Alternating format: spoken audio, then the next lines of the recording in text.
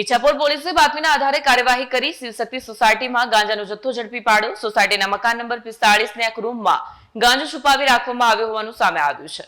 Police તપાસમાં જાણવા મળ્યું છે કે આ મકાનની દેખરેખનું કામ કિરણ પટેલ કરતો હતો। ઘરની દેખરેખની આડમાં આરોપી કિરણ પટેલ ગાંજો છુપાવી રાખતો હતો અને છૂટક ગાંજાનું વેચાણ કરતો હોવાનું પોલીસ તપાસમાં બહાર આવ્યું છે। ઈચ્છાપુર પોલીસે રેડ દરમિયાન અંદાજે 72,000 રૂપિયાની કિંમતનો ગાંજો સહિત કુલ 80,000 રૂપિયાનો મુદ્દામાલ કબજે કર્યો છે। હાલ પોલીસ દ્વારા ગાંજો ક્યાંથી અને કોની પાસેથી લાવવામાં આવ્યો હતો તે અંગે વધુ તપાસ હાથ ધરવામાં આવી છે। આ મામલે આગળની કાર્યવાહી ચાલી રહી છે। Bureau report Satya TV news Surat.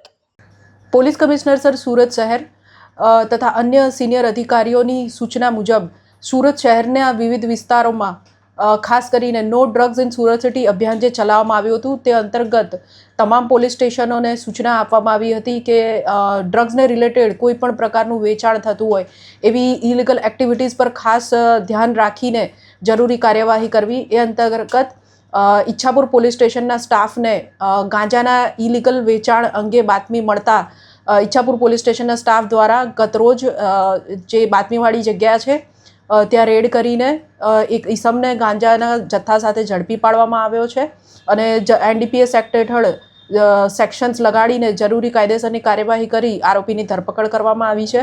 આ કેસની વિગત જોઈએ તો ઈચ્છાપુર પોલીસ સ્ટેશન વિસ્તારમાં આવેલ શિવશક્તિ સોસાયટીમાં 50 નંબરમાં ઘરમાં રહેતા ઈસમ કિરણભાઈ ઈશ્વરભાઈ પટેલ છેલ્લા 1.5 માસથી કોઈની પાસેથી ગાંજાનો જથ્થો મેળવી અને છૂટક વેચાણ કરતો હોવાની બાતમી ઈચ્છાપુર પોલીસ સ્ટેશનને મળેલ હતી।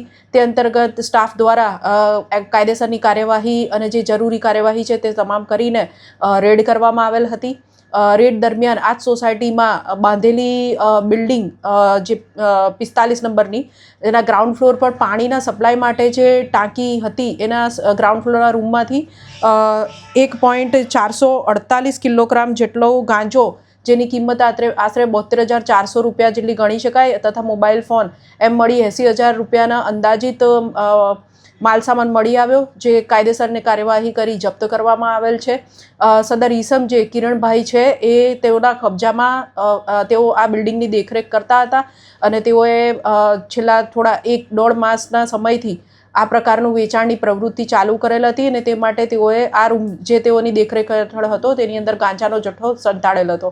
હાલ આરોપીના રિમાન્ડ મેળવવામાં આવ્યા છે અને આ જથ્થો તે ક્યાંથી મેળવતો હતો તે અંગેની તપાસ ઈચ્છાપુર પોલીસ સ્ટેશન દ્વારા કરવામાં આવી રહી છે। મુખ્યત્વે આરોપી આ ગાંજાનો વેચાણ ક્યાં ક્યાં કરતો હતો સર?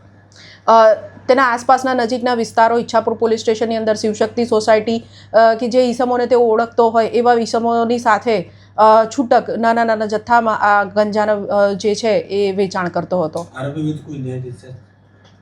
શું આરોપી વિરુદ્ધ ગુનાહિત ઇતિહાસ? હાલ એનો કોઈ ગુનાહિત ઇતિહાસ જણાઈ આવેલ નથી। પોલીસ દ્વારા વધુ પૂછપરછ ચાલુ છે।